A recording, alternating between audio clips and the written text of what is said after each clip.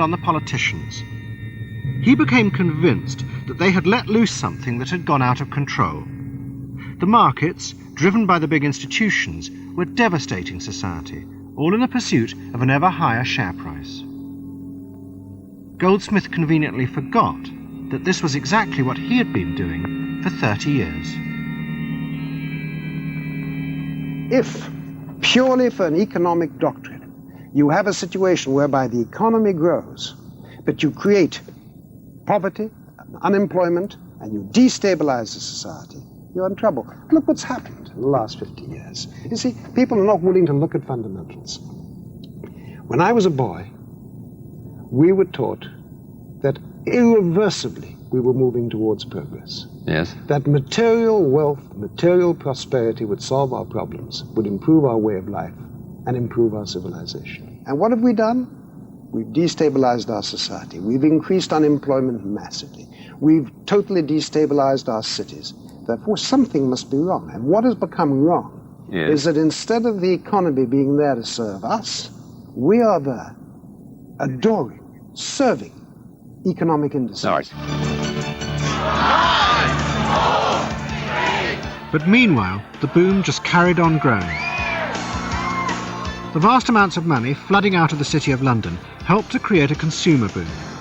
And riding on the crest of this wave of money was the new owner of Harrods. And also a very special guest, someone I want you to make yourself feel at home here, Chairman of Harrods, Mohammed Al-Fayed. Has it been a good day so far? Wonderful, wonderful.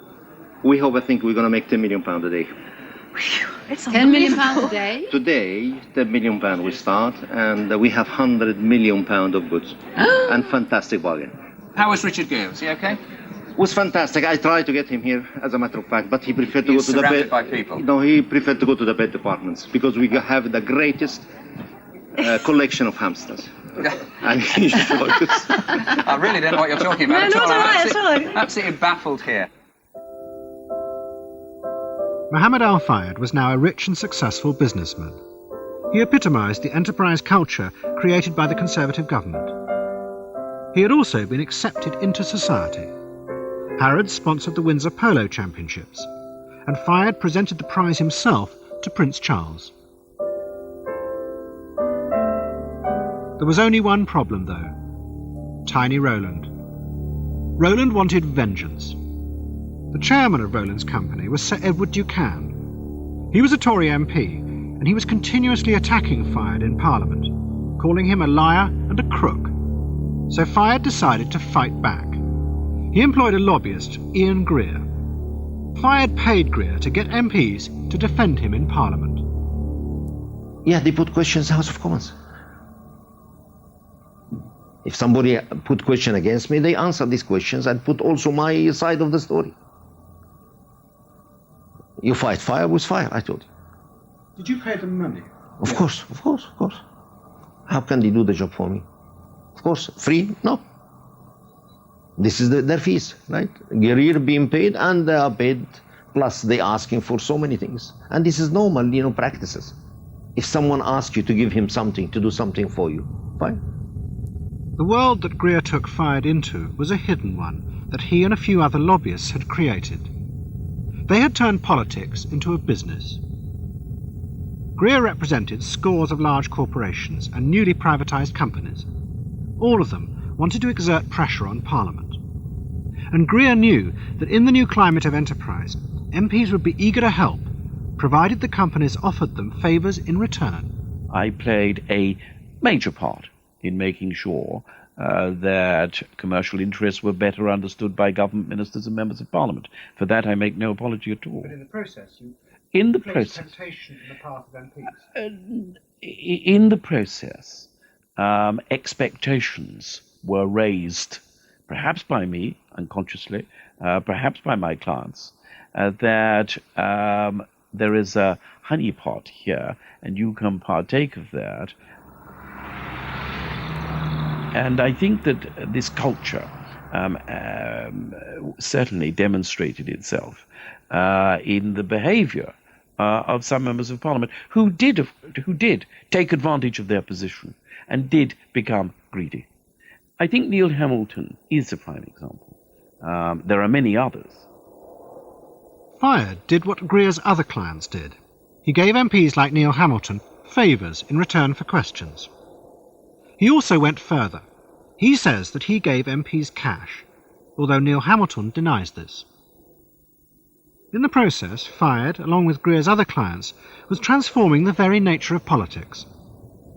The politicians had created a vast boom through deregulation, and the lobby industry had become a mechanism for feeding the fruits of that boom back into politics.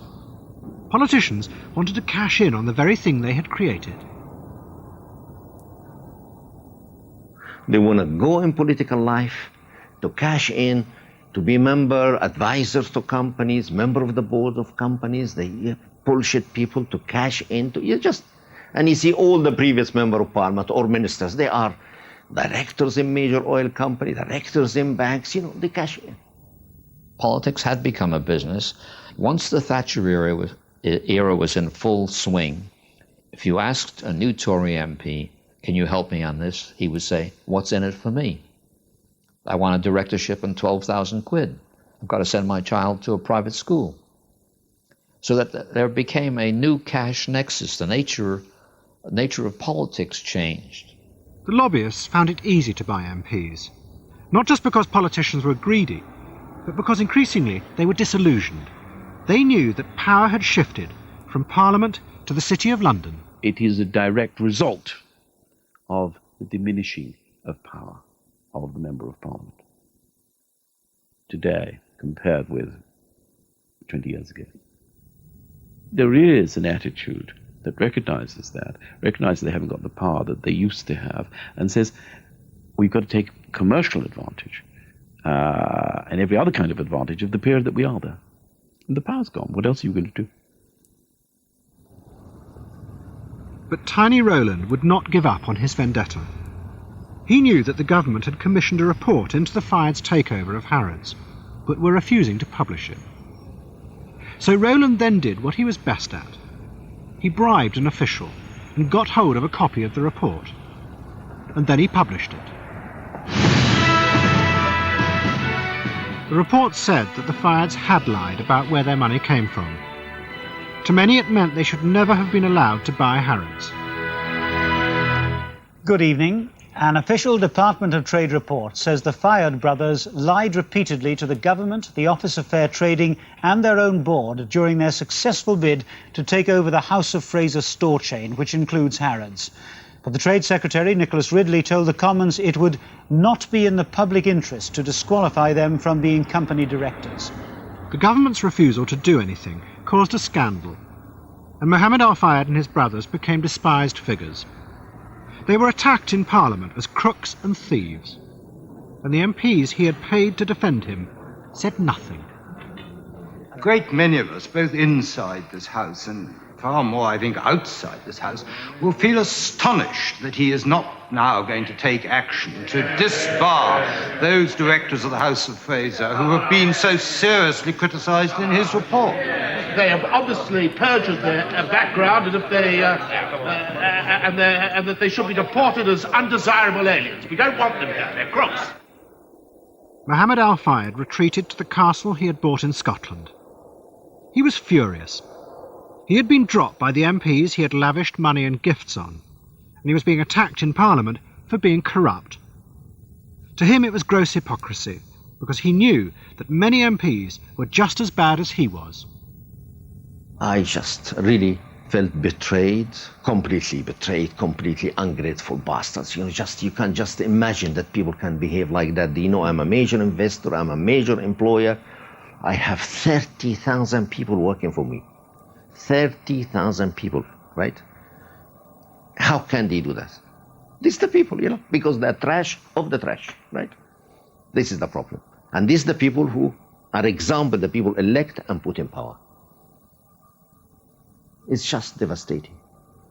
You can't just see how great country like that, with great history, with great civilization, you can just go find yourself ruled by a bunch of crooks, and people have no moral, have no ethics, have nothing. Fayed was angry because he was rejected by a society which he knew was doing much worse things than anything he'd ever been accused